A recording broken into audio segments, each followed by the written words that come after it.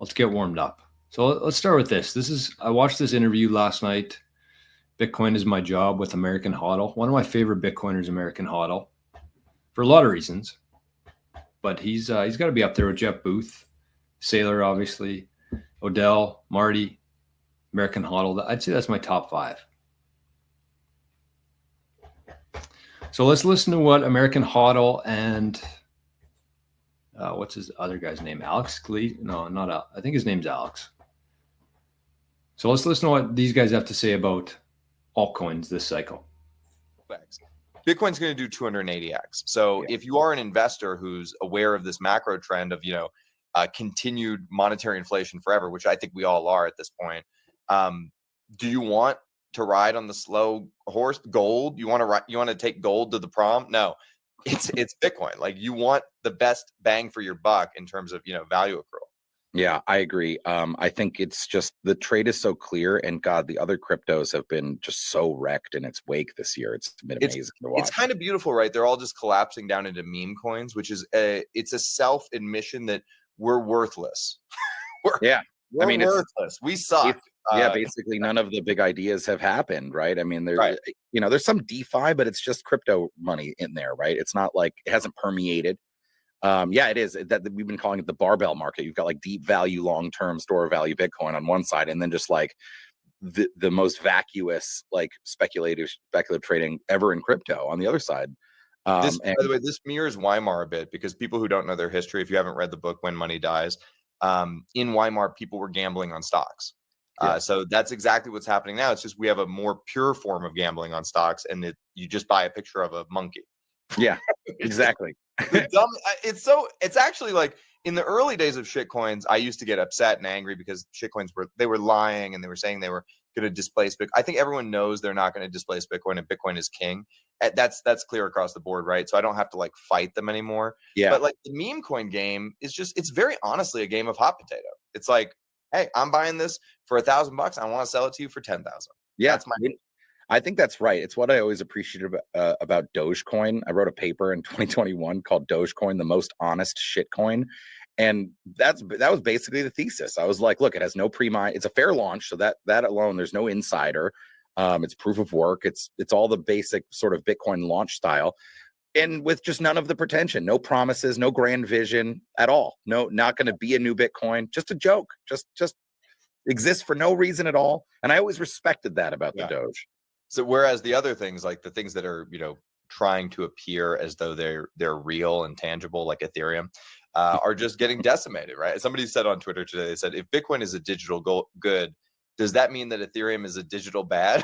I mean, it's been, dude, it's honestly, I'll even throw some sympathy for the Ethereum investors, because I mean, it's down 62% against Bitcoin since the merge. It's still going lower. I even tweeted, I thought that, and I still do think, but again, it's not happening yet for sure, that, like a more permissive SEC is net better for ETH and altcoins than it is for Bitcoin. And so I was like, maybe this is the low, for ETH BTC, and it just has gone lower and lower. I think I don't know anyone. Kobe, you see Kobe's thread today, about how he doesn't own any ETH. Yeah, he used to be like an Ethereum influencer. They're running up against the ceiling, this ceiling of scale, right? So like we're now at an institutional level across the board that you can't find any more retail money to pump this thing. And surprise, surprise, the institutional guys are really fucking smart, and they do their diligence, and they're looking at ETH and they're saying, what the fuck is this for? What is this? And do you even need the asset? Like, right. Even if you want to use it, you don't need to store your money in it. I mean, MSTR, a company that just buys Bitcoin, is kicking the shit out of ETH in terms of performance. Yeah. What do you think, Saylor? I haven't seen him.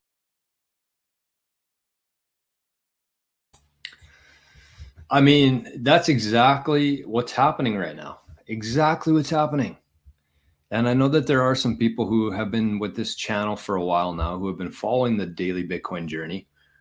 And I've been talking about Ethereum for a very long time. That was one of my first videos I ever made, was sell your Ethereum now while you still can for Bitcoin. It's down 60% since that merge. 60%. And this guy, Galaxy Hat, Alex, the crazy thing, they were mocking this guy. They said that this Ethereum influencer admitted that he sold all of his Ethereum. He doesn't have any Ethereum anymore. A former Ethereum influencer has no more Ethereum. But even this guy, I know you can't see it here, but he's on my screen. But you look at the Galaxy thing, and when I first started watching this guy and some of the interviews that he does on Galaxy, he would say, we're Bitcoin first, but our clients and our investments are also in certain things like Ethereum. So even this guy, they're mocking other people, but this guy was an Ethereum. Their company was built around Bitcoin and crypto, and Ethereum was a big part of that. So we're kind of seeing that play out now. And I do feel really bad for the people who have held on to their Ethereum, hoping that they can get more Bitcoin with it over time. They're waiting for the fiat price of it to go up, but Bitcoin train has left. Look at Bitcoin today versus all the altcoins. None of them are doing well. But there's another thing too. They said that nobody's trying to replace Bitcoin anymore. And I would disagree with that. I've seen a lot of people on YouTube and on Twitter, and somebody I've met in real life who think that Kaspa is going to replace Bitcoin. Kaspa. And I remember this. It was about a year ago, maybe more. And I went to a friend's house, or one of Bridge's friend's house.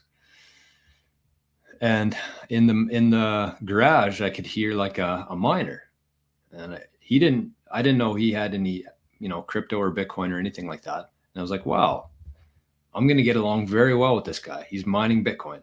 So it took a while. Later in the night, I started asking him about Bitcoin, and he said that he was mining Kaspa. Kaspa. So he's mining Kaspa still, probably in his garage, heating it that way. Smart move. Instead of using a heater to heat the garage, just mine some Bitcoin, but he's mining Kaspa. So we got into this not an argument, but a discussion, because the guy who actually told him to start mining Kaspa happened to be there that night. So we had a three-way conversation about Bitcoin versus Kaspa. And I could tell instantly that they didn't really understand anything to do with Bitcoin. They were just kind of writing some videos that they watched about Kaspa, comparing it to Bitcoin. So I didn't push too hard. I didn't tell them like that they're idiots. I probably should have, but they wouldn't have listened to me anyways. So anyways, that's where we're going now. If you have any altcoins, especially Ethereum, Kaspa, trade them for Bitcoin as soon as you possibly can. You're already down 60% in the last year, whenever the merge was. And it's not going to get any better. That's the thing that I really want to drive home. It's not going to go in the other direction.